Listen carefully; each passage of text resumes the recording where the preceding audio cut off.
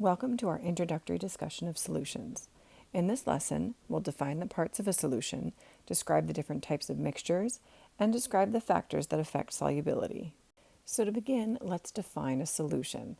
A solution is a homogeneous mixture in which one substance is well mixed throughout another substance. And the way to differentiate a solution or a homogeneous mixture is that even though it is made up of more than one component, it looks the same throughout, which is what homogeneous means, same throughout. So for example, if we have salt that we mix with water, our salt is going to be dissolved completely in the water. So our saltwater solution is going to look the same throughout. We're not going to be able to differentiate the salt from the water in our solution. Another defining characteristic of solutions is that they're made up of two components, a solute and a solvent. The solute is what is dissolved, and the solvent is what does the dissolving. In our saltwater example, the solute would be the salt, and the solvent would be the water. Solutions, however, are not always made of a liquid and a solid. We can have solutions that are made of a mixture of gases, a mixture of liquids, or a mixture of solids. If we have a solution in which the solute and the solvent are the same phase, or if they're both solids, both liquids, both gases, then the solvent is the one that we have more of. And all solutions in which water is the solvent are called aqueous solutions. Now let's take a look at some examples of some common solutions or some common homogeneous mixtures. Air is a really common homogeneous mixture because it's made up of different components like nitrogen, oxygen, carbon dioxide, and water vapor. But when we see it, it looks exactly the same throughout. We can't differentiate. We can't point to the different oxygen molecules or nitrogen molecules.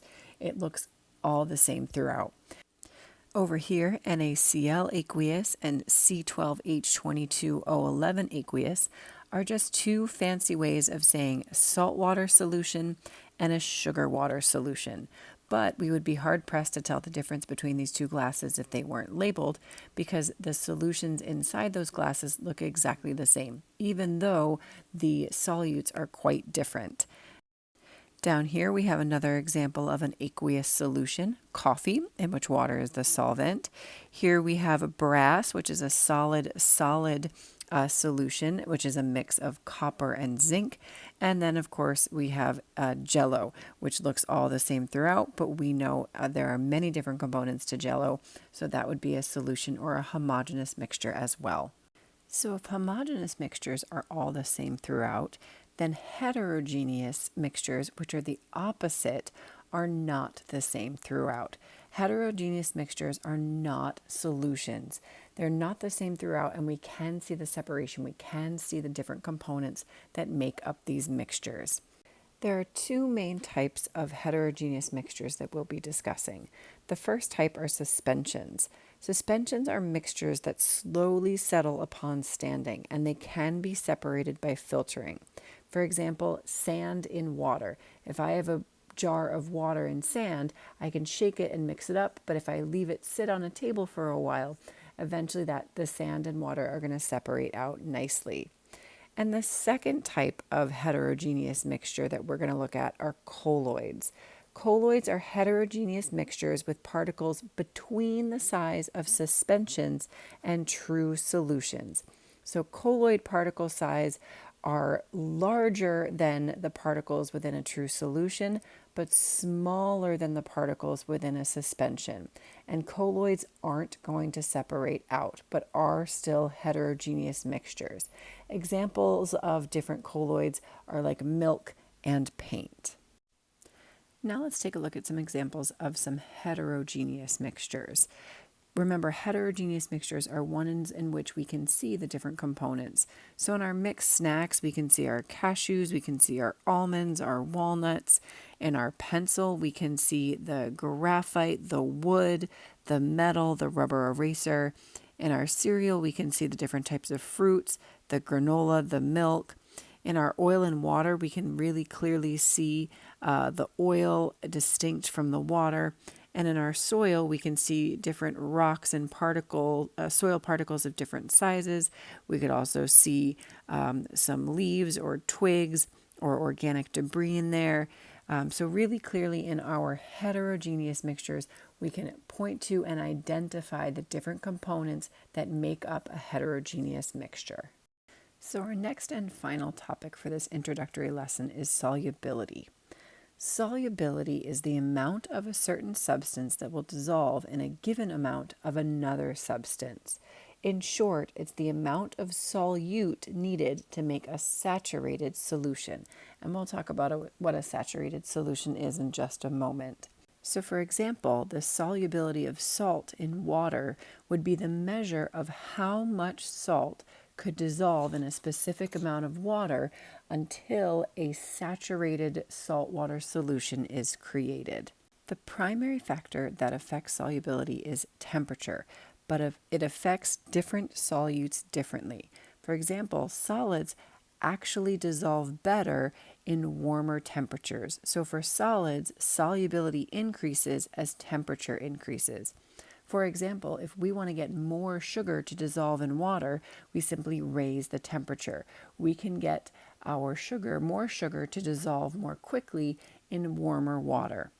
Gases, on the other hand, is the opposite. Gases actually tend to be more soluble in colder temperatures. So for example, if we want to get more CO2 to dissolve in water, then we need to lower the temperature. Colder water can actually hold more dissolved gases. So for solids, the solubility increases as temperature increases, but for gases, the solubility increases as temperature decreases. There are also factors that affect the rate of dissolution, or how quickly a solute dissolves within a solvent. Most of these factors won't influence the overall solubility of a solute, but will influence how quickly or how slowly those solutes dissolve. So stirring is going to increase the rate of dissolution. So the more you stir a solution, the more quickly the solute will dissolve. Surface area is also an influencing factor. The more surface area of the solute that you have exposed to the solvent, the more quickly it's going to dissolve. And then temperature, depending on the substance. Typically, an increase in temperature is going to increase the rate of dissolution. And remember, temperature is also going to affect the overall solubility. Stirring and surface area will not affect the overall solubility, but will affect the rate of dissolution of a solute. In order to fully understand solubility, we need to understand the difference between unsaturated, saturated, and supersaturated solutions. In an unsaturated solution, our solution can dissolve more solute. So going back to our sugar water example, an unsaturated solution of sugar water would be one in which I can continue to add sugar and the sugar will fully dissolve in the water. However, once my sugar water solution becomes saturated, any more sugar I add to the solution won't dissolve and will instead collect on the bottom of the container.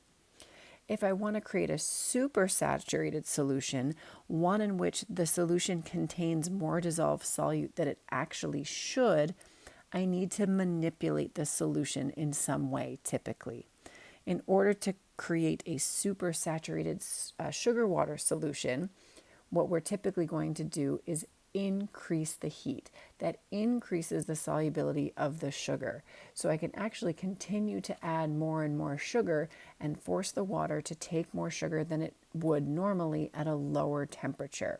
As the temperature of that supersaturated sugar solution cools, I will then have a solution that actually contains more dissolved solute than the saturated solution at that cooler temperature. So it has more dissolved sugar than it normally would have had I not increased the temperature.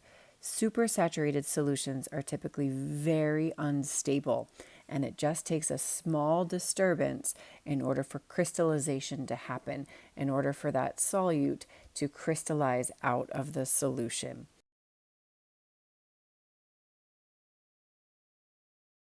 And this concludes our introduction to solutions. Bring your notes and any questions you have with you to class.